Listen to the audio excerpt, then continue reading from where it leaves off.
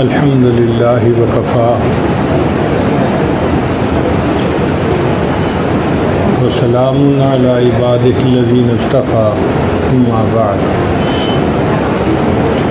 اعوذ باللہ من الشیطان الرجیم بسم اللہ الرحمن الرحیم محمد الرسول اللہ سبحان ربک رب العزت عما یصفون وسلام علی المرسلین والحمد للہ رب العالمین اللہم صلی علی سیدنا محمد وعلی آل سیدنا محمد وبارک وسلم۔ گھروں میں عام طور پر دیکھا گیا ہے کہ سیرپ کی بوتلوں پر لکھا ہوتا ہے شیک ویل بیفور یوز، استعمال کرنے سے پہلے اس کو اچھی طرح ہلا لیجیے۔ اگر اس کو ہلا لیا جائے تو اس کی افادیت بڑھ جاتی ہے۔ کچھ ایسا معلوم ہوتا ہے کہ اللہ رب العزت کے ہاں بھی یہی دستور ہے، جب کسی بھی بندے کو انعام سے نوازنا چاہتے ہیں تو اس سے پہلے اس کو آزماتے ہیں، اور اس کی دلیل قرآن عظیم الشان میں ملتی ہے۔ اللہ تعالیٰ ارشاد فرماتے ہیں وَإِذِ ابْتَلَىٰ إِبْرَاهِيمَ رَبُّهُ بِكَلِمَاتٍ فَأَتَمَّهُنَّ، یاد کر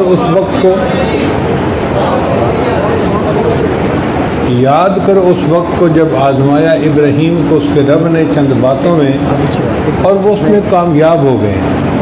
قَالَ إِنِّي جَاعِلُكَ لِلنَّاسِ إِمَامًا، اللہ نے فرمایا اے میرے ابراہیم میں تجھے انسانوں کا امام بناتا ہوں۔ تو پہلے آزمائے گئے، پھر کامیاب ہونے پر ان کو امامت اللہ نے عطا فرما دی۔ چنانچہ سیدنا ابراہیم علیہ السلام کو اللہ نے حکم دیا اے میرے خلیل آپ میرا گھر تعمیر کیجیے۔ بیت اللہ اس سے پہلے تھا، مگر وقت کے ساتھ ساتھ گر گئی تھی عمارت، صرف بنیادیں باقی تھیں، تو ابراہیم علیہ السلام نے انہی بنیادوں پر دوبارہ عمارت کھڑی کی۔ اب صاف ظاہر ہے کہ مزدور جب مزدوری کرتا ہے تو اس کو اجرت ملتی ہے۔ حضرت ابراہیم علیہ السلام نے جب بیت اللہ کو تعمیر کیا تو اللہ رب العزت نے فرمایا کہ میرے خلیل اب تم مجھ سے مانگو جو مانگتے ہو۔ ہم لوگوں کے ہاں عادت ہے کہ مزدور کو لانے سے پہلے مزدوری طے کرتے ہیں، بھئی 300 روپیہ دیں گے دن کا یا 400 دیں گے۔ جو امیر لوگ ہوتے ہیں وہ طے نہیں کرتے، وہ کہتے ہیں آؤ ہمارا کام کر دو ہم تمہیں خوش کر دیں گے۔ تو اللہ رب العزت تو بادشاہوں کے شہنشاہ ہیں، ساری کائنات کے خزانوں کے مالک ہیں، تو اللہ تعالیٰ نے بھی یہی فرمایا کہ میرے ابراہیم تم نے میرا گھر بنایا ہے، اب مانگو جو مجھ سے مانگتے ہو۔ ابراہیم علیہ السلام بھی اللہ کے خلیل تھے، رازدار تھے، وہ بھی پہچانتے تھے کہ اللہ تعالیٰ کے خزانے کتنے بڑے ہیں اور اللہ کی نعمتیں کون کون سی ہیں۔ چنانچہ انہوں نے دعا مانگی یا اللہ میں آپ سے دنیا کا مال و منال نہیں مانگتا، میں آپ سے دنیا کا فضل و کمال نہیں مانگتا، تو میرے ابراہیم کیا مانگتے ہو؟ اے اللہ میں آپ سے آمنہ کا لال مانگتا ہوں۔ ربنا وابعث فیہم رسولا، کیا مسئلہ آپ لوگوں کا؟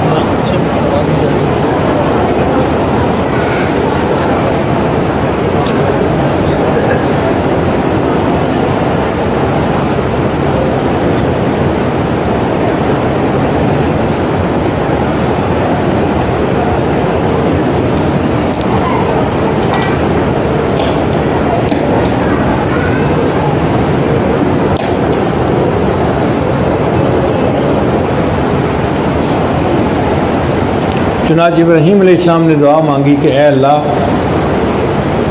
میں نے گھر بنا دیا، اس کو آباد کرنے والے کو بھیج دیجیے۔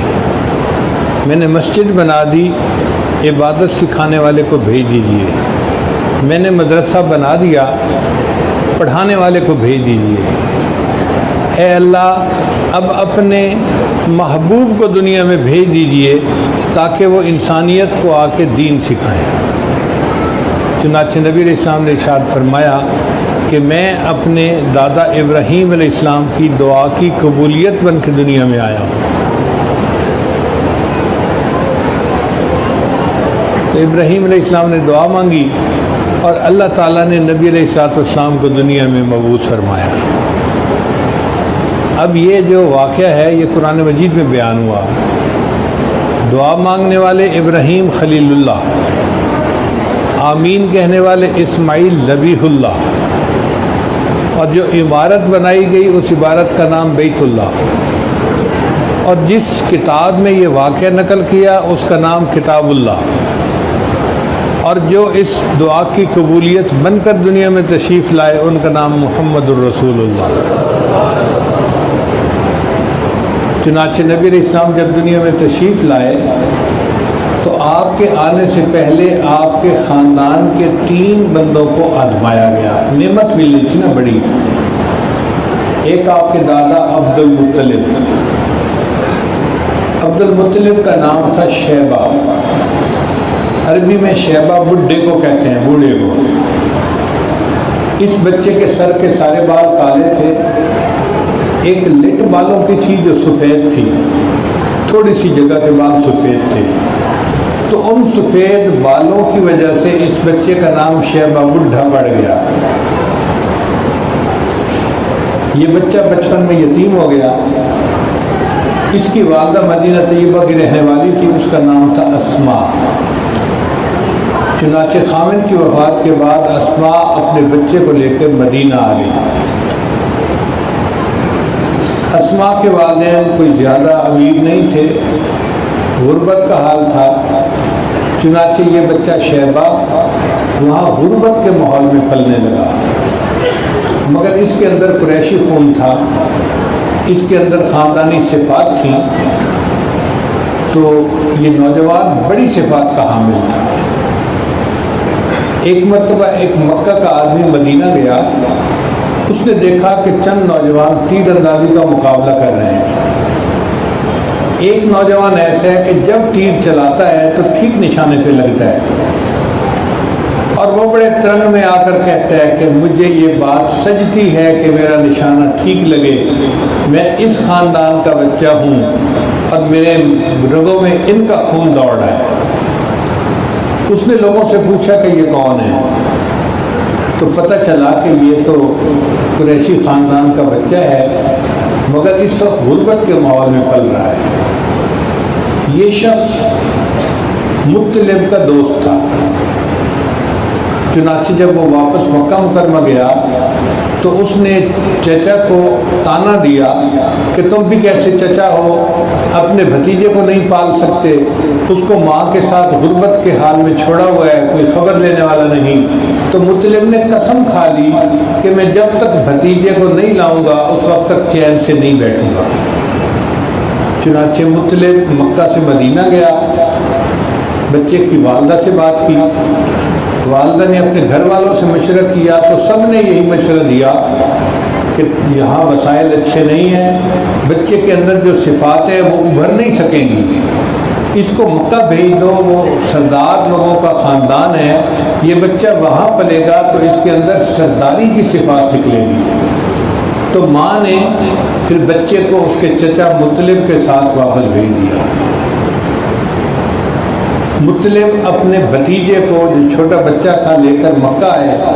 جب مکہ داخل ہو رہے تھے نا تو ان کے کسی دوست نے دیکھا کہ مطلب اپنے پیچھے ایک لڑکے کو بٹھا کے لا رہے ہیں۔ اس زمانے میں چھوٹے لڑکوں کو غلام کے طور پہ گھروں میں کام کاج کے لیے رکھا جاتا تھا، تو اس نے خود ہی گمان کر لیا کہ مطلب کام کے لیے کوئی بچہ لایا ہے اپنے گھر میں، اس نے اس کا نام عبد المطلب کہہ دیا۔ تو یوں شیبہ کا نام عبد المطلب پڑ گیا۔ وہ مطلب کے غلام نہیں تھے، مطلب کے تو بھتیجے تھے، مگر نام مطلب عبد المطلب پڑ گیا۔ یہ نبی علیہ السلام کے دادا تھے، مگر انہوں نے بچپن میں یتیمی دیکھی، غربت دیکھی، اور جب واپس آئے تو ان کو مکہ مکرمہ میں قریش خاندان میں رہنے کا موقع ملا۔ اب جو صفات ہوتی ہے نا وہ ماحول کے ساتھ ابھرتی ہیں، نکھرتی ہیں۔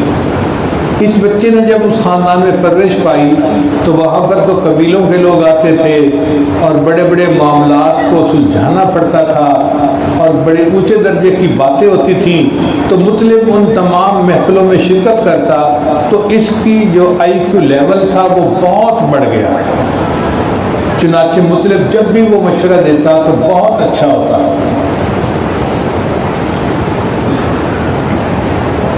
لوگوں نے جب یہ دیکھا کہ مطلب کے اندر دوسرے بچوں کی بجائے زیادہ صفات ہیں تو انہوں نے اس کو زیادہ اہمیت دینی شروع کر دی۔ چنانچہ ایک وقت ایسا آیا کہ انہوں نے مطلب کو اپنے خاندان کا بڑا بنا دیا کہ جی ہمارے خاندان کا سردار عبد المطلب ہے۔ حالانکہ وہ تو سردار نہیں تھے، ایک نوجوان تھا۔ جب اس کو خاندان کا بڑا بنا دیا گیا تو اس بچے کو احساس ذمہ داری ہوا کہ میرے اوپر ذمہ داریاں عائد ہیں، اب مجھے ان کو پورا کرنا ہے۔ ان ذمہ داریوں میں سے ایک ذمہ داری یہ تھی کہ مکہ مکرمہ میں پانی کہیں نہیں ملتا تھا۔ زمزم کا کنواں اسماعیل علیہ السلام کے ذریعے اللہ نے جاری کیا تھا، مگر وقت کے ساتھ ساتھ یہ بند ہو گیا تھا اور اس زمانے میں کہیں پانی نہیں تھا۔ اب جہاں پانی نہ ہو تو وہاں رہنا، زندگی گزارنا مشکل ہوتا ہے۔ تو عبد المطلب نے سوچا کہ پانی کی تلاش میری سب سے بڑی ذمہ داری ہے۔ چنانچہ اس نے کدال بنوایا اور اس نے زمزم کے کنویں کو کھودنا شروع کر دیا، تلاش کرنا شروع کر دیا۔ وہ سارا کا سارا پتھریلا علاقہ تھا، یہاں کھودتا، چٹان توڑتا، نیچے پھر پتھر ہوتے، پھر دوسری جگہ توڑتا، پھر تیسری جگہ توڑتا۔ گرمیوں کا موسم، 50 ڈگری سینٹی گریڈ کا ٹیمپریچر، اور یہ نوجوان پسینے پسینے، تھکتا نہیں تھا اور زمین کی کھدائیاں کر کر کے کنویں کو تلاش کر رہا تھا۔ پتہ نہیں تھا کہ کنواں ہے کہاں، تو بس ایک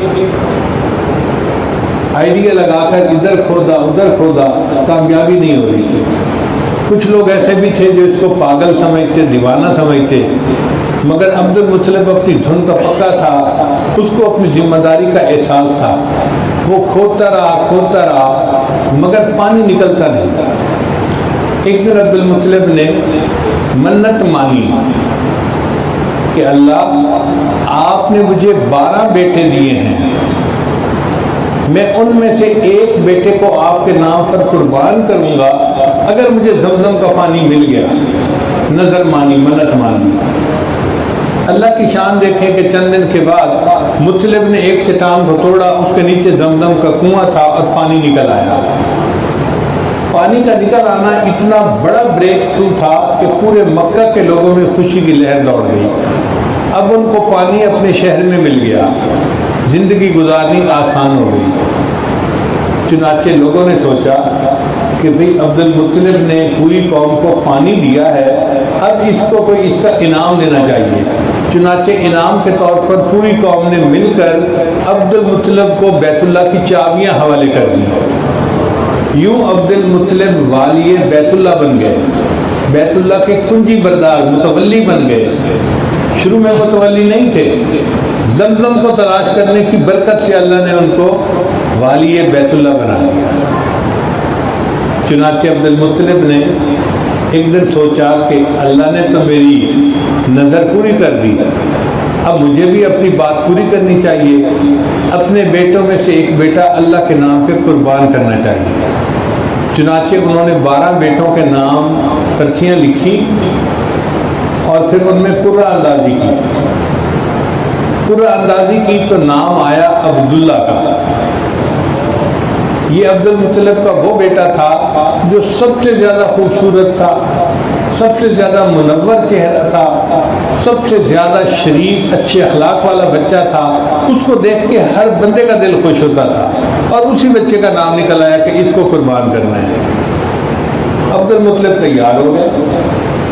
چنانچہ ایک دن عبد المطلب نے لوگوں کو بلایا اور کہا بھائی میں آپ کے سامنے عبداللہ کو اللہ کے نام پہ قربان کرنا چاہتا ہوں۔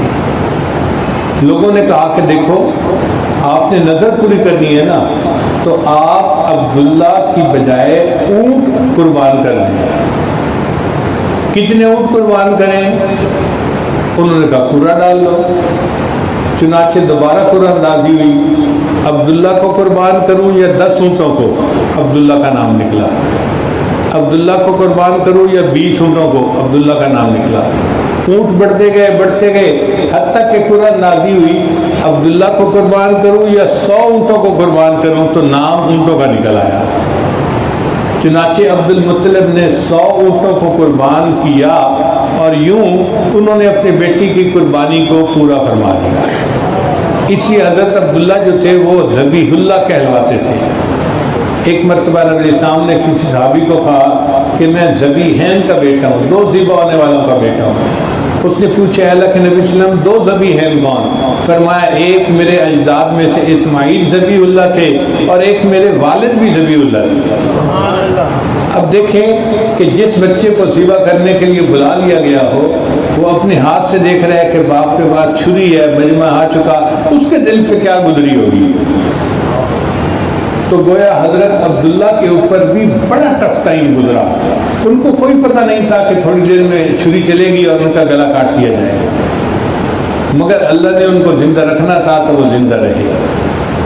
تو ایک آزمائشیں عبد المطلب پہ آئیں جو دادا تھے، دوسری آزمائشیں حضرت عبداللہ پہ آئیں جو نبی علیہ السلام کے والد گرامی تھے، اور تیسری آزمائش نبی علیہ السلام کی والدہ ماجدہ بی بی آمنہ کے اوپر آئی۔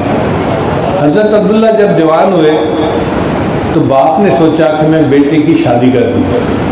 مکہ مکرمہ میں رشتے دیکھے مگر کہیں دل ٹھکا نہیں۔ انہوں نے سوچا کوئی نہیں، ہم مدینہ طیبہ جا کے دیکھتے ہیں۔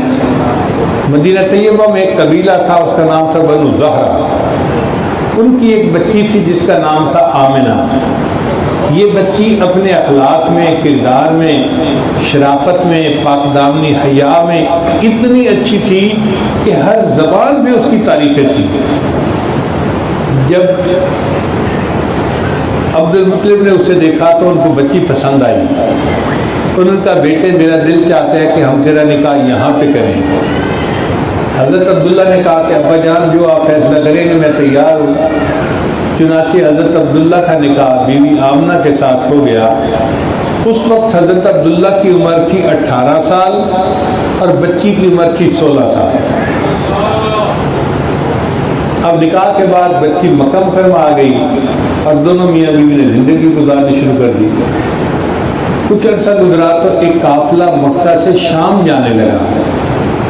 اس زمانے میں قافلے جایا کرتے تھے کیونکہ سفر لمبے تھے، مشکل تھے، تو اکیلا بندہ سفر نہیں کرتا تھا، قافلے کی شکل میں سفر کرتا تھا، اور جانے میں بھی 2-4 مہینے لگتے تھے، آنے میں بھی 2-4 مہینے، اور اگر 2-4 مہینے قیام بھی وہاں کرے تو یہ 8-9 مہینے کا سفر بن جاتا تھا۔ چنانچہ جب قافلہ تیار ہو گیا تو عبد المطلب نے اپنے بیٹے عبداللہ کو مشورہ دیا کہ بیٹے قافلہ جا رہا ہے، اگر تم بھی ساتھ چلے جاؤ تو یہاں سے کچھ سامان خرید کے لے جانا، ادھر بیچ دینا، پھر جو پیسے ملے تو وہاں کا سامان خرید کے لے آنا، یہاں بیچ دینا، تمہیں نفع ہو جائے گا، نئی تمہاری شادی ہوئی ہے تو خرچے میں آسانی ہوگی۔ حضرت عبداللہ نے ارادہ کر لیا۔ اب شادی کے ابتدائی مہینوں میں میاں بیوی کو ایک دوسرے سے جدا کیا جائے تو یہ بہت بڑا مجاہدہ ہوتا ہے، بہت مشکل کام ہوتا ہے۔ حضرت عبداللہ نے ارادہ کر لیا۔ اب بی بی آمنہ جو تھی وہ بڑی اداس تھیں کہ میرا خامد 9 مہینے کے لیے مجھ سے جدا ہو جائے گا۔ چنانچہ جس دن قافلے نے روانہ ہونا تھا تو بی بی آمنہ نے اپنے خامد کو رخصت تو کیا مگر چہرے پہ اداسی ظاہر تھی۔ ان کی اداسی کو دیکھ کے حضرت عبداللہ نے سوچا کہ میں بیوی کا دل خوش کروں۔ انہوں نے کہا دیکھو آمنہ میں جلدی آ جاؤں گا، ایک میرے ساتھ وعدہ کرو۔ کیا؟ کہ جس دن میں واپس آؤں گا نا تو میں دروازہ کھٹکھٹاؤں تو دروازہ آپ نے کھولنا ہے۔ میرا دل چاہتا ہے میں دروازہ کھولوں اور بس تمہارے چہرے پہ میری نظر پڑے۔ بی بی آمنہ نے وعدہ کر لیا۔ اب میاں بیوی کا یہ ایک خفیہ معاہدہ ہو گیا اور حضرت عبداللہ سفر میں تشریف لیتے۔ اس وقت بی بی آمنہ امید سے تھی، حمل تھا۔ اللہ کی شان دیکھیں کہ حضرت عبداللہ شام گئے، وہاں انہوں نے سامان تجارت بیچا اور دوسرا خریدا، پھر وہاں سے قافلہ واپس آیا۔ جب واپس آ رہے تھے تو راستے میں حضرت عبداللہ کو بخار آ گیا۔ بخار کی وجہ سے کمزوری بھی کافی ہو گئی اور دیکھنے والے کو بھی محسوس ہوتا تھا کہ بہت نقاہت ہے۔ مدینہ طیبہ شام کے راستے میں پڑتا تھا۔ جب یہ لوگ مدینہ طیبہ پہنچے اور حضرت عبداللہ کو اپنے میکے والوں نے، سسرال والوں نے دیکھا تو انہوں نے کہا عبداللہ تم سفر روک لو، ہم تمہارا علاج معالجہ کرواتے ہیں، جب صحت مند ہو جاؤ گے تو پھر واپس چلے جانا۔ چنانچہ حضرت عبداللہ وہیں رک گئے اور باقی قافلہ مکہ مکرمہ آ گیا۔ جس دن قافلہ نے مکہ مکرمہ پہنچنا تھا اس دن مکہ کے گھروں میں خوشیاں تھیں، ہر گھر میں عید کا سما تھا۔ عورتیں اپنے خامدوں کے آنے پر خوشی سے پھولی نہیں سماتی تھیں، گھروں کی صفائی، بچوں کو نہلایا، کپڑے پہنائے، خود نہا دھو کے اچھے کپڑے پہنے، کھانے بنائے، وہ اپنے خامدوں کا استقبال کرنا چاہ رہی تھی۔ اب بی بی آمنہ نے وعدہ کیا ہوا تھا عبداللہ آپ دروازہ کھٹکھٹائیں گے تو میں دروازہ کھولوں گی اور میں دروازہ کھولنے میں دیر نہیں لگاؤں گی۔ چنانچہ بی بی آمنہ میں بھی اچھے کپڑے پہنے اور دروازے کے اندر کی طرف دروازے کے قریب ہی بیٹھ گئی کہ جب دروازہ کھٹکھٹایا جائے گا تو مجھے کھولنے میں دیر نہ لگے۔ اللہ کی شان کہ ظہر ہو گئی، عصر ہو گئی، مغرب ہو گئی، حضرت عبداللہ نہیں آئے۔ بی بی آمنہ پریشان کہ بھئی میرے ہسبینڈ کیوں نہیں آئے؟ انہوں نے گھر کے دوسرے مردوں کو بتایا، انہوں نے پتہ کیا تو پتہ چلا کہ جتنے لوگ قافلے میں گئے تھے سب اپنے گھروں کو چلے گئے، پیچھے کوئی بندہ نہیں جو آنے والا ہو۔ تو بھئی حضرت عبداللہ کہاں ہے؟ ان کا جناب وہ تو بیمار ہو گئے تھے اور وہ تو مدینہ رہ گئے، سفر انہوں نے وہیں پہ روک لیا، ٹھیک ہوں گے تو پھر آئیں گے۔ چنانچہ خاندان کے کچھ لوگ مدینہ طیبہ گئے اور چاہتے تھے کہ حضرت عبداللہ وہاں پر صحت مند ہو تو ان کو مکہ مکرمہ لے جایا جائے، مگر اللہ کی شان دیکھیں کہ حضرت عبداللہ کا وقت آ گیا تھا اور حضرت عبداللہ کی مدینہ طیبہ میں وفات ہو گئی۔ اس وقت بی بی آمنہ کی مدت حمل جو تھی وہ 7 ماہ کی تھی۔ ایک عورت جو 7 مہینے کی حاملہ ہو اور اس کا خامن فوت ہو جائے اور ابھی شادی کو سال بھی پورا نہیں گزرا، آپ سوچیں اس بچی کے دل کے اوپر کیا صدمہ گزرتا ہے۔ تو حضرت عبد المطلب پہ بھی آزمائش آئی، حضرت عبداللہ پہ بھی آزمائش آئی اور بی بی آمنہ کے اوپر بھی آزمائش آئی۔ چنانچہ بی بی آمنہ کہتی ہیں کہ میرے حمل کے جو 9 مہینے تھے وہ اس طرح گزرے کہ مجھے پتہ ہی نہیں چلتا تھا کہ میں بیماری میں ہوں یا نہیں، مجھے کوئی حمل کی تکلیف نہیں تھی، لیکن میں 3 باتیں بڑی انوکھی دیکھتی تھی۔ پہلی بات کہ جب بھی میں گھر سے باہر نکلتی تھی تو دھوپ کے عالم میں فوراً ایک بادل میرے اوپر سایہ کر دیتا تھا، مجھے دھوپ میں نہیں چلنا پڑتا تھا۔ دوسری علامت میں یہ دیکھتی کہ میں جہاں چل کے جاتی تھی راستے میں درخت ہوتے تھے تو ان کی ٹہنیاں جھک کے ایسے کرتی تھی جیسے مجھے سلام کر رہی ہیں۔ اور تیسری نشانی اس سے بھی بڑی تھی کہ لڑکیاں نوجوان زمزم بھر کے لاتی تھی گھروں میں، جب میں زمزم بھرنے کے لیے جاتی تو مجھے 20-30 فٹ نیچے سے زمزم کا ڈول نہیں نکالنا پڑتا تھا، میں قریب جا کے کھڑی ہوتی تھی، زمزم کا پانی اوپر آتے آتے 1 فٹ کنارے سے نیچے رہ جاتا، میں کنارے پر بیٹھ کر ہی بوکیاں بھر لیا کرتی تھی۔ یہ اتنا واضح تھا کہ مکہ مکرمہ کی دوسری لڑکیاں مجھے وہاں سے ہلنے نہیں دیتی تھی، آمنہ تم چلی جاؤ گی، پانی نیچے چلا جائے گا، ہمیں کھینچنا پڑے گا، تم یہیں رہو، ہمیں آسانی سے پانی مل جائے گا۔ میں یہ 3 نشانیاں دیکھتی تو میں سوچتی کہ یہ کیوں ہیں، تو میں کہتی ہو سکتا ہے کہ جو بچہ میرے وطن میں ہے وہ کوئی بڑا ہی بابرکت ہو کہ اس کی برکت سے اللہ مجھے یہ نشانیاں دکھا رہے ہیں۔ مگر گھر میں غربت تھی، چونکہ خامن فوت ہو گئے تھے اور خرچے کے لیے کچھ نہیں تھا، حتیٰ کہ جس رات بچے کی ولادت تھی اس رات گھر میں جلانے کے لیے چراغ بھی نہیں تھا، اندھیرا ہی اندھیرا تھا۔ ایک وقت آیا کہ آسمان کے اوپر سب ستارہ چمکا. آسمان کے اوپر سب ستارے کا چمکنا یہ نبی علیہ السلام کی ولادت مبارکہ کی خاص نشانی تھی جو پہلی کتابوں میں نقل کی گئی تھی. اب یہودیوں کے تو اندر ایک کوہرام مچ گیا کہ بھئی نبی آخر الزمان پیدا ہونے والے ہیں، پتہ کرو کس گھر میں ہے کوئی بچہ. انہوں نے مدینہ طیبہ کے سارے گھروں کا پتہ کیا. پتہ چلا کہ عورتیں حاملہ تو ہیں مگر کسی کو ابھی 5 مہینے باقی ہیں، کسی کو 6 مہینے باقی ہیں، کسی کو 7 مہینے باقی ہیں. ایسی کوئی عورت بھی نہیں کہ جس بچہ قریب الولادت ہو، تھوڑے وقت میں پیدائش ہوئے. یہودیوں نے کہا بھائی یہ مسئلہ کیا ہے؟ ان کا ہو سکتا ہے کہ مدینہ کی بجائے مکہ میں کوئی بچہ پیدا ہو، مکہ میں پتہ کرو. چنانچہ مکہ مکرمہ میں پتہ کیا گیا تو ان کو پتہ چلا کہ ایک عورت ہے، اس کا نام ہے بی بی آمنہ، حضرت عبداللہ کی بیوی ہے اور قریش خاندان میں سے. اس کے ہاں بچے کی ولادت ہے اور چند دن بچے کی ولادت میں باقی ہیں. تو یہودیوں کو نبی علیہ السلام کی ولادت مبارکہ سے پہلے ہی اندازہ ہو گیا تھا کہ یہ بچہ مکہ مکرمہ میں پیدا ہوگا.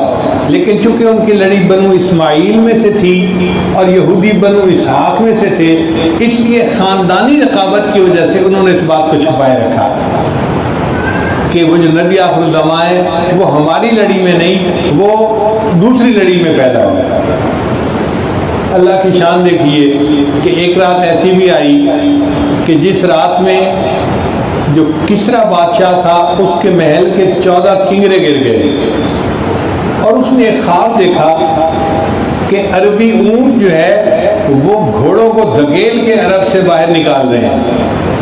اور تیسرا ایک بتکدہ تھا ایران میں، اس کی آگ 1000 سال سے کبھی انہوں نے بجھنے نہیں دی تھی، وہ بھی اچانک بجھ گئی. یہ 3 عجیب نشانیاں تھیں. چنانچہ کسرا اٹھا صبح، اس نے خواب کی تعبیر دینے والوں کو بلایا اور کہا کہ مجھے بتاؤ میں نے یہ خواب دیکھا ہے. انہوں نے کہا جی لگتا ہے کوئی ایسا بچہ پیدا ہونے والا ہے کہ آپ کی خاندان کے 14 اور بادشاہیاں چلیں گی، پھر آپ سے وہ سلطنت چھین لے گا. آپ کے 14 کنگرے گرے ہیں نا، تو 14 بادشاہیاں چلیں گی.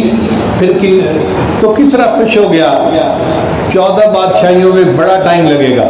اور اس کو یہ پتہ نہیں تھا کہ اس کے بعد جو اس کے بادشاہ بننے تھے نا، ایک کے بعد دوسرا، دوسرے کے بعد تیسرا، مرتے گئے اور حضرت عمر لانو کے زمانے میں 14 بادشاہیاں مکمل ہو گئیں اور مسلمانوں نے کسرا کی تخت تاج کو فتح کر لیا. جو آتش کدہ کی آگ بجھی تھی اس میں کیا حکمت تھی کہ اللہ نے یہ پیغام دے دیا کہ آگ کی اور بتوں کی پوجا کرنے والوں، اب بت پرستی کا زمانہ چلا گیا اور دنیا کو توحید کا سبق دینے والا دنیا میں آ گیا. اور عربی اونٹوں نے جو گھوڑوں کو دھکیل کے باہر کیا تھا تو اصل میں یہ مسلمانوں صحابہ کو اللہ نے فتح دینی تھی اور انہوں نے غیر مسلموں کو جزیرہ عرب سے نکال دینا تھا. پھر آسمان کے ستارے بھی جھک گئے، یعنی ایسے لگتا تھا کہ ستارے بالکل قریب آ گئے. بی بی آمنہ حیران تھی کہ یہ کیا نشانی ہے، مگر وہ نہیں سمجھی. بچے کی ولادت ہوئی. بی بی آمنہ کہتی ہے کہ میں نے جیسے ہی بچے کو اپنے بستر پہ لٹایا ولادت کے بعد تو بچہ اوندا ہو گیا، یعنی بچے نے دنیا میں آتے ہی اپنے رب کو سجدہ کیا. اب بی بی آمنہ خوش بہت تھی کہ اللہ نے مجھے بیٹے سے نوازا، اور بیٹا خوبصورت بھی اتنا تھا کہ جو دیکھتا تھا اس کا دل لبھا لیتا تھا. صبح ہوئی تو حضرت عبد المطلب آئے جو بچے کے دادا تھے. انہوں نے بچے کو دیکھا. اس زمانے میں دستور یہ تھا کہ جب بھی مکہ میں کوئی بچہ پیدا ہوتا تو اس کو بیت اللہ میں برکت کے حصول کے لیے لے جایا جاتا تھا. چنانچہ حضرت عبد المطلب نے اس بچے کو اٹھایا اور کہا کہ میں اس کو بیت اللہ لے جاتا ہوں برکت کے لیے. عبد المطلب کو یہ پتہ نہیں تھا کہ یہ وہ ہستی ہیں کہ جو کائنات کے لیے رحمت بن کے دنیا میں آئی ہے. بہرحال انہوں نے بیت اللہ میں لے گئے، دعائیں کی، اور تھوڑی دیر کے بعد بچے کو لے کے واپس آئے۔ تو بی بی آمنہ نے پوچھا آپ نے بچے کا کوئی نام سوچا ہے؟ تو حضرت عبد المطلب نے کہا کہ ہاں میں نے 2 نام سوچے ہیں، یہ نام کسی نے پہلے نہیں رکھے ہوں گے۔ کون کون سے نام؟ ایک نام میں نے محمد سوچا ہے اور ایک نام میں نے احمد سوچا ہے۔ اور واقعی یہ دونوں نام نبی علیہ السلام کو سجدے تھے۔ محمد کا مطلب وہ ہستی کہ جس کی دنیا میں اتنی تعریفیں کی گئی ہوں کہ اتنی تعریفیں کسی اور کی نہ کی گئی ہوں، اور ہمارے محبوب صلی اللہ علیہ وسلم پہ یہ لفظ سجتا ہے۔ نبی علیہ السلام کی تعریفیں مسلمانوں نے بھی کی، عیسائیوں نے بھی کی، ہندوؤں نے بھی کی، سکھوں نے بھی کی، حتیٰ کہ دہریوں تک نے بھی ان کی تعریفیں کی ہیں، غیر مسلموں نے بھی تعریفیں کی ہیں۔ انسانی تاریخ میں جتنی تعریفیں نبی علیہ السلام کی گئی ہیں کسی اور ہستی کی تعریفیں نہیں کی گئی۔ تو آپ صلی اللہ علیہ وسلم حقیقت میں محمد تھے، اتنی تعریفیں کہ اتنی تعریفیں کبھی کسی کی نہ ہوئی ہوں۔ اور نبی علیہ السلام احمد بھی تھے۔ احمد کا معنی وہ ذات جو اللہ کی اتنی تعریفیں کرے، اتنی تعریفیں کرے کہ اتنی تعریفیں کوئی اور کر ہی نہ سکے۔ اور نبی علیہ السلام احمد بھی تھے، چنانچہ آپ نے اللہ کی عظمت کو کھول کر بیان کیا اور دنیا میں اللہ کی ایسی تعریفیں کی جو کوئی نہیں کر سکتا۔ پھر نبی علیہ السلام نے فرمایا قیامت کے دن اللہ مجھے مقام محمود عطا فرمائیں گے، اور میں مقام محمود پہ جا کر سجدہ کروں گا اور اللہ کی ایسے تعریفیں کروں گا، نہ تعریفیں اس سے پہلے کسی نے کی ہوں گی، نہ کوئی بعد اس کے تعریف کر سکے گا۔ تو میرے آقا صلی اللہ علیہ وسلم اللہ کی ایسی تعریفیں کریں گے۔ تو آپ صلی اللہ علیہ وسلم احمد بھی تھے، محمد بھی تھے، تو نام تو بہت اچھے تھے، ماں نے بھی پسند کیا۔ اب عربوں میں ایک دستور تھا کہ جب بچہ پیدا ہوتا تھا تو اس کو پرورش کے لیے دیہات میں بھیج دیا جاتا تھا۔ اس کی 2 وجوہات تھیں۔ ایک وجہ تو یہ تھی کہ مکہ مکرمہ ایک پبلک پلیس تھی، قافلے آتے جاتے رہتے تھے، وہاں ٹھہرتے تھے، اور قافلوں کے آنے جانے کی وجہ سے وہاں پر وائرس پھیل جاتی تھی، وبا پھیل جاتی تھی، اور جب وبا پھیلے تو پھر بچے جلدی اثر قبول کرتے ہیں، بیمار ہو جاتے ہیں، فوت ہو جاتے ہیں۔ تو لوگ یہ چاہتے تھے کہ ہم بچے کو اس پبلک پلیس سے جلدی نکال دیں تاکہ بچے کو کوئی بیماری نہ پکڑ لے، تو وہ دیہات میں صحت افزا مقام پہ بھیج دیتے تھے۔ اور دوسری وجہ یہ تھی کہ قافلوں کے آنے کی وجہ سے عربوں میں جو کچھ الفاظ تھے وہ باہر کی زبانوں کے بھی آ گئے تھے، تو عربوں کو اپنی زبان پہ بڑا ناز تھا۔ وہ نہیں چاہتے تھے کہ ہمارے بچے کے میری بول چال میں کوئی اجمی لفظ آئے، لہذا وہ بچے کو دیہات میں بھیج دیتے تھے۔ ایک تو بچے کی زبان خالص عربی رہے گی اور ایک بچے کی صحت بھی اچھی رہے گی۔ چنانچہ مکہ مکرمہ سے کوئی 80 کلومیٹر کے فاصلے پر ایک شہر ہے، اس کا نام ہے طائف۔ طائف کے قریب ایک قبیلہ تھا، بنو سعد اس کا نام تھا۔ تو وہاں کی کچھ عورتوں نے پروگرام بنایا کہ کیوں نہ ہم جائیں اور مکہ مکرمہ سے بچے لے کے آئیں، ان کو ہم پالیں گی، واپس کریں گی تو ہمیں اس کا انعام ملے گا اور ہمیں فائدہ ہوگا۔ چنانچہ 10 عورتیں طائف سے سفر کے اوپر چل پڑی۔ ان میں ایک عورت نام تھی جس کا نام تھا حلیمہ۔ حلیمہ کہتے ہیں حلم والی عورت کو، جس کے اندر بردباری اور تحمل مزاجی ہو، جلدی غصہ نہ کرنے والی ہو۔ وہ بھی اپنے خاوند کے ساتھ ان عورتوں کے ساتھ مکہ مکرمہ آئی۔ ان کے پاس ایک اونٹنی تھی اور ایک گدھی تھی، مگر دونوں جانور کمزور تھے۔ اب باقی عورتیں آگے نکل جاتی اور یہ میاں بیوی پیچھے کمزور جانوروں پہ سوار آ رہے ہوتے۔ پھر جب عورتوں کے پاس پہنچتے تو پھر سفر شروع ہوتا، پھر سب عورتیں آگے نکل جاتی، یہ پیچھے رہ جاتے۔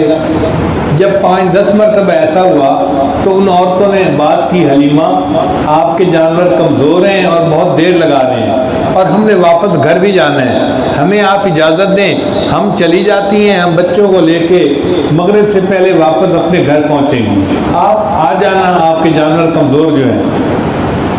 چنانچہ حلیمہ اور اس کے خاوند نے اجازت دے دی، اور عورتیں جو تھیں وہ جلدی مکہ مکرمہ پہنچ گئیں۔ مکہ مکرمہ میں جن گھروں کے اندر لڑکے تھے اور ان کے باپ زندہ تھے، ان عورتوں نے ان بچوں کو گود میں اٹھا لیا۔ کچھ عورتیں بی بی آمنہ کے گھر بھی آئیں۔ جب انہوں نے سنا کہ بچے کا والد تو فوت ہو گیا تو وہ سوچنے میں پڑ گئی کہ ہم بچے کو پالیں گے بھی صحیح، باپ تو ہے نہیں، تو ہمیں کون انعام دے گا، تو محنت کا فائدہ کوئی نہیں، لہذا وہ بچے کو لیے بغیر چلی گئی۔ اب جب انہوں نے بچوں کو نہ لیا تو بی بی آمنہ کے دل پہ اور زیادہ زخم لگا۔ ایک تو خاوند جدا تھا، اور دوسرا اب ان کے بیٹے کو کوئی پالنے کے لیے تیار نہیں ہو رہا تھا۔ تو بی بی آمنہ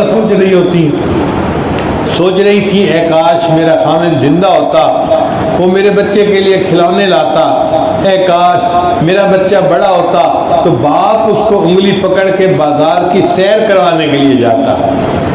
مگر بی بی آمنہ کو پتہ نہیں تھا کہ اللہ تعالیٰ کی طرف سے مقدر یہ ہے کہ اے آمنہ، اس کے لیے باپ کو کھلونے لانے کی ضرورت نہیں، میں اس بچے کے لیے آسمان کے چاند کو کھلونا بنا دوں گا۔ اور بی بی آمنہ پریشان نہ ہو کہ بچہ بڑا ہوا تو باپ انگلی پکڑ کے بازار کی سیر کروائے گا، یہ وہ بچہ ہے، میں اس کو عرشوں پہ بلا کے اپنی جنتوں کی سیر کروا دوں گا۔ چنانچہ حلیمہ سعدیہ بی بی آمنہ کے گھر پہنچی۔ انہوں نے کہا کہ جی میں بچہ لینے کے لیے آئی ہوں۔ بی بی آمنہ نے بتا دیا کہ چارپائی پہ بچہ سویا ہوا ہے اور بچے کے اوپر پتلی ململ کا کپڑا جو ہے وہ بچھایا گیا ہے۔ تو بی بی آمنہ کہتی ہیں کہ میں نے سنا کہ بچے کا باپ نہیں ہے، مگر میرے دل میں خیال آیا کہ میں بچے کو دیکھوں تو صحیح کہ بچہ کیسا ہے۔ وہ فرماتی ہیں کہ جب میں نے وہ تھوڑا سا کپڑا ہٹایا نا تو بچہ سویا ہوا تھا، کپڑا ہٹنے سے بچے نے آنکھیں کھولی اور مجھے دیکھ کر مسکرایا۔ اب اس بچے کی مسکراہٹ میں اتنی خوبصورتی تھی کہ میں تو دل ہی دے بیٹھی، اور میں نے دل میں سوچا حلیمہ تجھے پیسے تو نہیں ملیں گے، لیکن اس بچے کی جو مسکراہٹ ملے گی اس کی تو کوئی قیمت ہی نہیں ہے۔ تو میں نے فیصلہ کر لیا میں نے بچے کو لینا ہے، کچھ ملے یا نہ ملے۔ اب حلیمہ مسکرا رہی ہے تو بی بی آمنہ نے پوچھا حلیمہ مسکرا کیوں رہی ہو؟ حلیمہ نے جواب دیا میں دیہات کی رہنے والی ہوں اور میں نے بڑے بچوں کو دیکھا ہے، مگر جتنا کیوٹ جتنا خوبصورت یہ بچہ ہے نا، میں نے ایسا کبھی بچہ نہیں دیکھا۔ تو جب حلیمہ نے یہ بات کہی تو بی بی آمنہ کہنے لگی حلیمہ تم دیہات کی بات کرتی ہو، میں شہروں کی رہنے والی ہوں، مدینہ میں بھی رہی مکہ میں بھی رہی، میں نے شہروں میں بھی کوئی اتنا خوبصورت بچہ نہیں دیکھا۔ حضرت عبد المطلب نے یہ بات سنی تو وہ فرمانے لگے کہ حلیمہ تو نے دیہات میں ایسا خوبصورت بچہ نہیں دیکھا، اور آمنہ تو نے شہروں میں ایسا خوبصورت بچہ نہیں دیکھا، اور میں تو ملکوں کا سفر کرنے والا بندہ ہوں، میں نے ملکوں سفر کیا ہے، میں نے ملکوں میں ایسا خوبصورت بچہ نہیں دیکھا۔ اور اگر اس وقت جبرائیل علیہ السلام پاس ہوتے اور ان سے کوئی پوچھتا کہ جی آپ بھی ذرا اپنے کمنٹس دیں، تو جبرائیل علیہ السلام کہتے حلیمہ تم نے دیہات میں ایسا بچہ نہیں دیکھا، آمنہ تم نے شہروں میں نہیں دیکھا، عبد المطلب آپ نے ملکوں میں نہیں دیکھا، میں تو پوری دنیا کے انسانوں کو دیکھ چکا ہوں، میں نے پوری دنیا کے انسانوں میں کوئی ایسا خوبصورت بچہ نہیں دیکھا۔ اور اگر اس وقت اللہ تعالیٰ سے جبرائیل علیہ السلام پوچھتے کہ یا اللہ آپ اس بچے کے بارے میں کیا فرماتے ہیں، تو ہمیں گمان یہ ہے کہ اللہ کی طرف سے جواب آتا حلیمہ تو نے گاؤں میں ایسا بچہ نہ دیکھا، آمنہ تو نے شہروں میں نہ دیکھا، عبد المطلب تو نے ملکوں میں نہ دیکھا، اور جبرائیل تو نے دنیا میں نہ دیکھا، اور میں کائنات کا بنانے والا پروردگار ہوں، میں نے اپنی ساری مخلوق میں ایسا خوبصورت بچہ نہیں دیکھا۔ چنانچہ شاعر کہتے ہیں حسینہ جمیلہ دا منہ توڑ دیتا، محمد بڑھا کے قلم توڑ دیتا.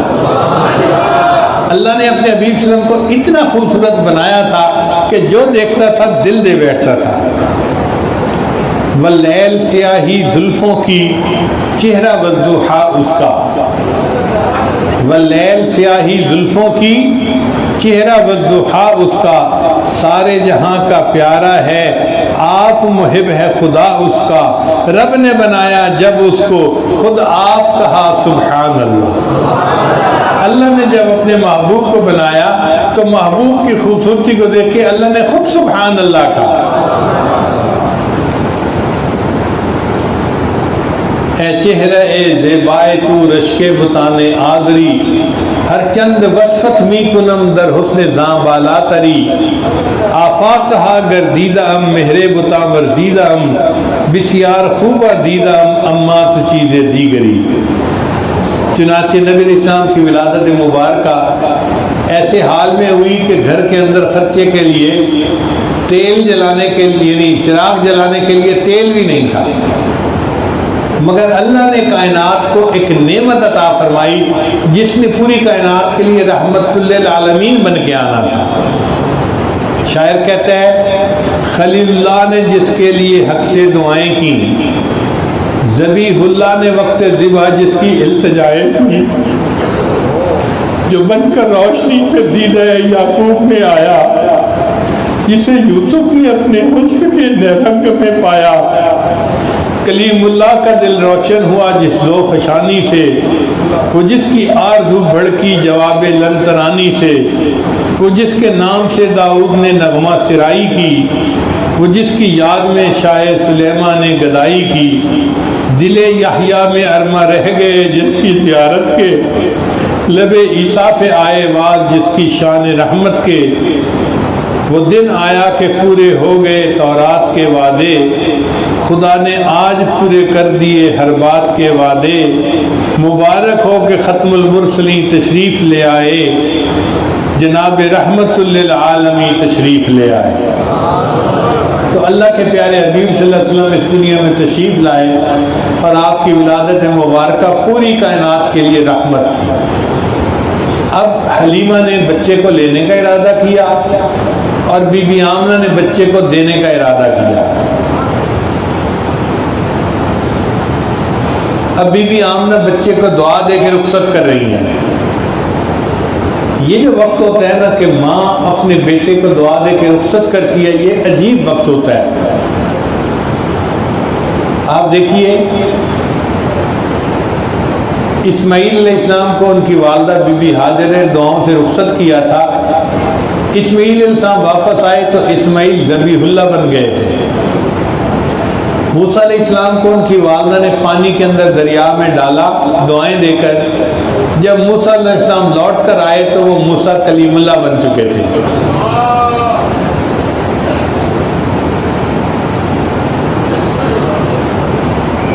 عبد المطلب کو ان کی والدہ اسماء نے دعائیں دے کے مدینہ سے مکہ مکرمہ بھیجا. عبد المطلب جب لوٹ کر ماں کے پاس آئے تو وہ والی بیت اللہ بن چکے تھے. اور آج بی بی آمنہ ایک چھوٹے بچے کو دعائیں دے کے رخصت کر رہی ہے اور بی بی آمنہ نہیں جانتی تھی یہ بچہ لوٹ کر آئے گا تو ایک وقت آئے گا کہ یہ محمد الرسول اللہ بن چکا ہوگا. چنانچہ حلیمہ نے بچے کو اپنے سینے سے لگایا اور گھر سے باہر آئی. خامد نے پوچھا تم نے بچے کو گود لے لیا؟ کہنے لگی ہاں بچے کا والد تو زندہ نہیں مگر اس کی مسکراہٹ نے میرا دل جیت لیا ہے، بس اس کی مسکراہٹ ہی مجھے کافی ہے. خامد نے کہا ہو سکتا ہے اللہ تعالیٰ اس بچے کی وجہ سے ہمیں برکت دکھا دے. چنانچہ خامد نے اپنی بیوی کو کہا کہ اونٹنی پہ بیٹھو. اب بیوی بیٹھ گئی تو اس کے بعد خامد آگے بیٹھا کہ میں اونٹنی کو چلاؤں. لیکن جیسے ہی خامد آگے بیٹھتا ہے اونٹنی چلنے سے انکار کر دیتی ہے. خامد نیچے اترا، جیسے ہی خامد نیچے اترا اونٹنی چلنے کے لیے تیار ہے. پھر خامد آگے بیٹھا، پھر اونٹنی نہیں چلتی. جب 2-3 مرتبہ ایسا ہوا تو خامد پریشان، حلیمہ ہماری اونٹنی چلتی کیوں نہیں؟ حلیمہ نے کہا کہ ایسے کرو کہ مجھے آگے بٹھاؤ اور آپ میرے پیچھے بیٹھو، مجھے لگتا ہے تم اس بچے کی طرف پشت کر کے بیٹھتے ہو، اونٹنی چلنے سے انکار کر دیتی ہے۔ اور واقعی بات ایسی تھی کہ اللہ نے تو نبی علیہ السلام کو کائنات کا سردار بنایا تھا، یہ کیسے ممکن تھا کہ وہ بندہ پیٹ کر کے بیٹھتا اور سواری چل پڑتی؟ چنانچہ سواری جب چلی تو سواری نے تو بھاگنا شروع کر دیا، تیز چل رہی ہے، بھاگ رہی ہے، بھاگ رہی ہے۔ اللہ کی شان دیکھیں کہ جو عورتیں پہلے بچوں کو لے کر آ چکی تھیں وہ ابھی راستے میں تھیں کہ حلیمہ کی سواری ان تک آ پہنچی، اور جب ان تک پہنچی تو حلیمہ کی سواری ان سے بھی آگے بڑھنے لگی، تو عورتیں بڑی حیران ہوئیں۔ انہوں نے کہا حلیمہ کیا تم نے سواری تبدیل کر لی ہے؟ حلیمہ نے جواب دیا سواری تو میں نے تبدیل نہیں کی، سواری کا سوار تبدیل ہو گیا ہے۔ چنانچہ وہ سواری اتنا تیز چلی کہ سب عورتوں سے پہلے واپس اپنے گھر پہنچی۔ اب جب گھر پہنچی تو حلیمہ کے گھر میں 4-5 بکریاں تھیں، بوڑھی تھیں، دودھ نہیں دیتی تھیں۔ چنانچہ اس دن حلیمہ کے خاوند نے دیکھا کہ سب بکریوں کے تھن دودھ سے بھرے نظر آتے ہیں۔ اس نے کہا حلیمہ برتن لاؤ، دودھ بہت ہے بکریوں کے تھنوں میں دودھ نکال لوں۔ چنانچہ گھر کے جتنے خالی برتن تھے وہ سارے کے سارے دودھ سے بھر گئے۔ اب اتنے دودھ کو دیکھ کے حلیمہ کا خاوند حیران ہو گیا، کہنے لگا کہ حلیمہ واقعی جس بچے کو تو لائی ہے یہ کوئی بڑا بابرکت بچہ ہے، اللہ نے ہمیں اس کی برکت آنکھوں سے دکھا دی ہے۔ اللہ نے اپنے بعض پیغمبروں کو محلوں میں پالا، موسیٰ علیہ السلام کو فرعون کے محل میں پالا، حضرت یوسف علیہ السلام کو عزیز مصر کے محل میں پالا۔ اللہ تعالیٰ اگر چاہتے تو اپنے محبوب صلی اللہ علیہ وسلم کو بھی کسی محل میں پال سکتے تھے، مگر اللہ نے اپنے محبوب صلی اللہ علیہ وسلم کو حلیمہ کے غربت قدے کے اندر، کچے مکان کے اندر پالا، کیونکہ اللہ دکھانا یہ چاہتے تھے لوگوں جس کے پاس ککھ نہیں تھا، جب میرا محبوب اس گھر میں آیا تو اب ان کے پاس لکھ آ گیا۔ یہ ساری برکتیں یہ میرے محبوب کی وجہ سے ہیں۔ چنانچہ حلیمہ کی بکریاں اتنا دودھ دیتی تھیں کہ باقی عورتیں آ کے پوچھا کرتی تھی حلیمہ تم اپنی بکریوں کو کہاں چراتی ہو، ہمیں بھی بتاؤ، ہم بکریوں کو وہیں چرائیں، ہماری بکری بھی زیادہ دودھ دیں۔ مگر وہ عورتیں بھی اس بکری کو اسی وادی میں چراتی، باقی بکریاں اتنی دودھ نہیں دیتی تھیں، صرف حلیمہ کی بکریاں زیادہ دودھ دیتی تھیں۔ یہ نبی علیہ السلام کی برکتیں تھیں جو حلیمہ اور اس کے خاوند کو اللہ دکھا رہے تھے۔ حلیمہ کی ایک بیٹی تھی، اس کا نام تھا شیمہ، کوئی 13-14 سال کی عمر ہوگی تقریباً، تاریخ سے جو پتہ چلتا ہے۔ اس کے ذمہ تھا بکریوں کو چرانا، کیونکہ ماں باپ بوڑھے تھے، وہ روزانہ بکریوں کو چرانے جایا کرتی تھی۔ ایک دن حلیمہ نے دیکھا کہ دن کے 10-11 بج گئے ہیں اور شیمہ بکریوں کو لے کر نہیں گئی۔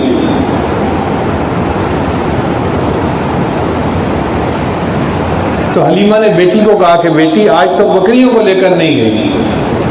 تو انہوں نے کہا امی بکریاں کافی ہیں اور میں اکیلی ہوں اور مجھے ان کے پیچھے بھاگنا پڑتا ہے، اور گرمی کا موسم ہے اور بھاگ بھاگ کے میری حالت بری ہو جاتی ہے، میں اکیلی ان کو نہیں چرا سکتی، مجھے ہیلپ کی ضرورت ہے، کوئی میرے ساتھ دے تب میں چراؤں گی ورنہ نہیں۔ ماں نے اسے سمجھایا بیٹا تمہارا باپ بھی بوڑھا ہے، میں بھی بیمار ہوں، کمزور ہوں، تو ہم دونوں تو بکریاں چرا نہیں سکتے، گھر میں تم ہی جوان العمر ہو، تمہیں یہ کام کرنا ہے۔ تو شیمہ نے کہا اچھا امی اگر مجھے یہ کام کرنا ہے نا تو یہ جو میرا چھوٹا بھائی محمد ہے نا اس کو میرے ساتھ بھیجو، میں بکریاں چرا لوں گی۔ ماں نے کہا کوئی عقل کی بات کرو، تم بکریاں سنبھالو گی یا دودھ پیتے چھوٹے بچے کو سنبھالو گی؟ شیمہ نے کہا امی اگر تو بھائی کو ساتھ بھیجیں گی تو میں بھائی کو بھی سنبھال لوں گی، بکریوں کو بھی سنبھال لوں گی، اور اگر نہیں بھیجیں گی تو مجھ سے بکریاں نہیں سنبھالی۔ تو ماں نے بچی سے پیار سے پوچھا کہ بیٹی بتا اصل مسئلہ کیا ہے؟ تو شیمہ نے جواب دیا امی میں ایک دن چوری چوری بھائی کو ساتھ لے کے گئی تھی، میں نے اس دن 3 باتیں بڑی خاص دیکھی تھی۔ ماں نے پوچھا بیٹے کون سی باتیں؟ امی ایک بات تو یہ کہ میں سارا دن جہاں بھی گئی ایک بادل میرے اوپر سایہ کرتا رہا، مجھے دھوپ کے اندر چلنا ہی نہیں پڑا۔ اور دوسری بات امی، میں ایک جگہ بھائی کو لے کے بیٹھی تھی، ایک راہب قریب سے گزرا، اس نے میرے بھائی کو دیکھا اور اس کے ہاتھ پاؤں کی کچھ نشانیاں دیکھی، اور پھر مجھے کہنے لگا مجھے لگتا ہے تمہارا بھائی کوئی بہت بڑا انسان، بڑی شخصیت بنے گا۔ امی مجھے اپنے بھائی کی تعریفیں بہت اچھی لگی۔ اور تیسری بات امی آپ کو کیا بتاؤں کہ جہاں میں نے بکریوں کو چرانا تھا میں بھائی کو لے کر گئی اور میری بکریاں جلدی جلدی چرنے لگ گئیں۔ میں ایک جگہ بھائی کو لے کر بیٹھ گئی، میری بکریوں نے پورا گھاس خود چر لیا، پھر جہاں میں بیٹھی تھی ساری بکریاں میرے گرد آ کر بیٹھی، باقی وقت میں بھی بھائی کا چہرہ دیکھتی رہی، میری بکریاں بھی بھائی کا چہرہ دیکھتی رہی۔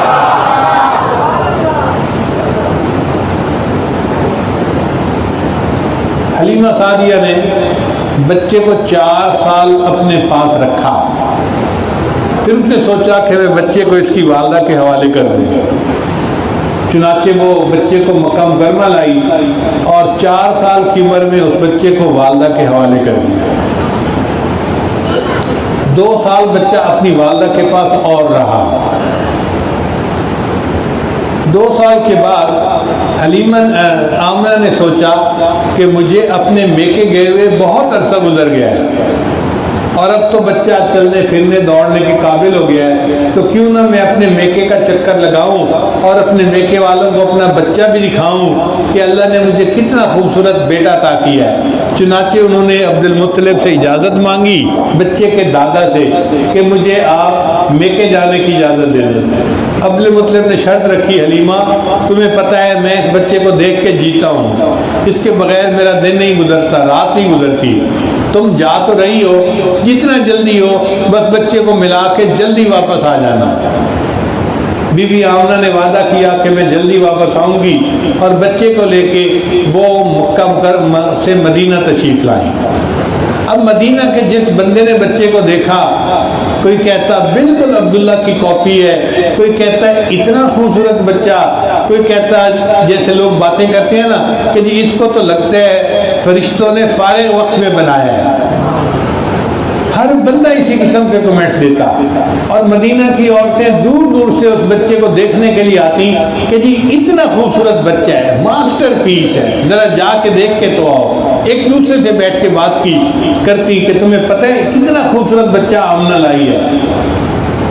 چند دن بی بی آمنہ وہاں رہی تو پھر ایک دن بی بی آمنہ اپنے شوہر جو وفات پا چکے تھے حضرت عبداللہ، ان کی قبر پر بھی گئی۔ تاریخ میں یہ واقعہ تفصیل کے ساتھ نہیں ہے، صرف اتنا ہے کہ نبی علیہ السلام نے فرمایا کہ مجھے اتنا یاد ہے کہ میری والدہ میرے والد کی قبر پر گئی تھیں اور وہاں جا کر وہ کھڑی ہو گئیں اور ان کی آنکھوں سے آنسو ٹپکنے لگے۔ اب وہ آنکھوں میں آنسو کیوں ٹپک رہے تھے کسی بندے کو یہ معلوم نہیں تھا، لیکن لگتا یہ ہے کہ وہ اس وقت اپنے تخیل میں حضرت عبداللہ سے باتیں کر رہی تھیں کہ آپ نے مجھ سے وعدہ کیا تھا کہ میں سفر سے واپس آ جاؤں گا، تم دروازہ کھولنا۔ عبداللہ میں تو سارا دن انتظار میں رہی، آپ آئے ہی نہیں کہ میں آپ کے لیے دروازہ کھول سکوں۔ اور عبداللہ آپ نے تو یہاں ٹھکانہ بنا لیا، دیکھیں آپ کے بعد اللہ نے مجھے آپ کی ایک نشانی دی ہے، بچہ دیا ہے، کاش آپ زندہ ہوتے، اس بچے کو دیکھ کے آپ کی آنکھیں ٹھنڈی ہو جاتی۔ اور ان باتوں کو سوچ کے پھر بی بی آمنہ کی آنکھوں سے آنسو نکلے۔ نبی علیہ السلام فرماتے ہیں کہ میں نے جب اپنی والدہ کو روتے دیکھا تو میں بھی رونے لگ گیا، کیونکہ بچے ماں سے اٹیچ ہوتے ہیں، تو ماں رو رہی تھی تو نبی علیہ السلام فرماتے ہیں مجھے یاد پڑتا ہے کہ والدہ کو روتے دیکھ کر میں بھی رونے لگ گیا تھا۔ خیر، اس کے بعد بی بی آمنہ نے مکہ مکرمہ واپس آنے کا ارادہ کر لیا۔ اب وہ بچے کو اور ایک باندی تھی، اس کا نام تھا ام ایمن، ان کو لے کے مکہ مکرمہ کی طرف چلی۔ اللہ کی شان دیکھیں کہ راستے میں ایک مقام تھا جس کا نام تھا ابوا، وہاں پہنچی تو بی بی آمنہ کا انتقال ہو گیا۔ آپ ذرا اس بچے کی ذہنی کیفیت کا اندازہ لگائیں کہ اس کے پیدا ہونے سے پہلے اس کا والد دنیا سے یعنی رخصت ہو چکا، اور اب ابھی وہ 6 سال کا ہے کہ اس کی والدہ بھی اس سے جو ہے جدا ہو گئی، اس کے دل پہ کتنا صدمہ گزرا ہوگا۔ ایک 6 سال کا بچہ کتنا چھوٹا ہوتا ہے، معصوم سا ہوتا ہے، اور اس کو اتنے بڑے بڑے بوجھ اٹھانے پڑ گئے۔ اب جب وفات ہو گئی تو لوگوں نے بی بی آمنہ کو وہیں پہ دفن کر دیا۔ دوسرے دن ام ایمن نے بچے کو کہا کہ چلو ہم مکہ مکرمہ تمہارے دادا ابو کے پاس چلتے ہیں۔ تو بچہ تیار تو تھا، مگر بچے کا دل غمزدہ تھا کہ میں ماں کو چھوڑ کے کیسے جاؤں۔ چنانچہ جب سامان اونٹنی پر رکھنے لگے تو ایمن نے دیکھا کہ بچہ نہیں ہے، تو کہنے لگی بچہ ابھی تو یہاں کھڑا تھا، کہاں ہے؟ پتہ کیا گیا تو یہ بچہ اپنی والدوں کی قبر کے پاس پہنچ کے وہی رو رہا تھا، اپنی ماں کو چھوڑ کے نہیں جانا چاہتا تھا۔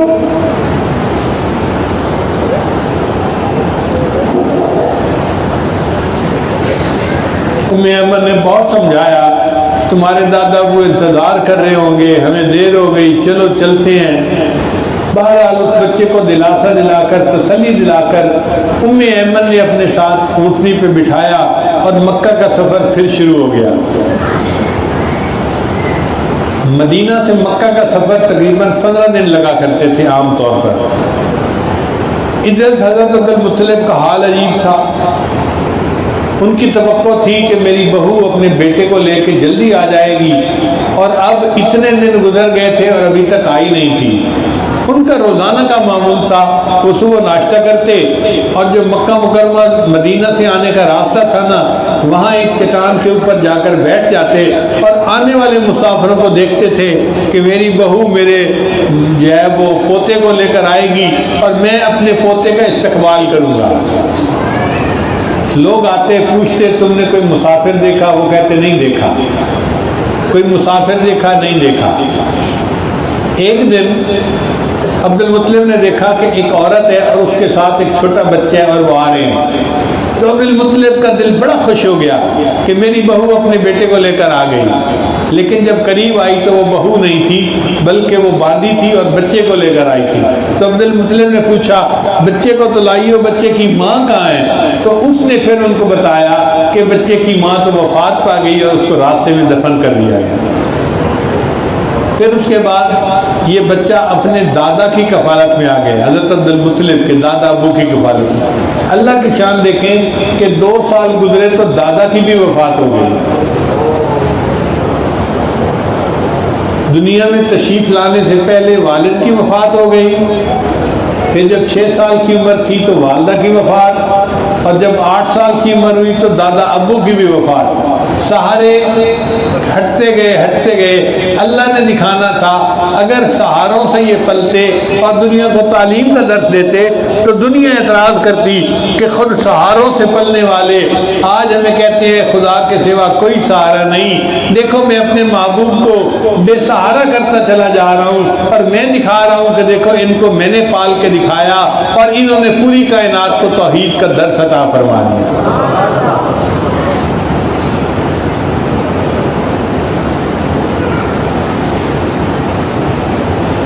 چنانچہ پھر ایک وہ وقت بھی آیا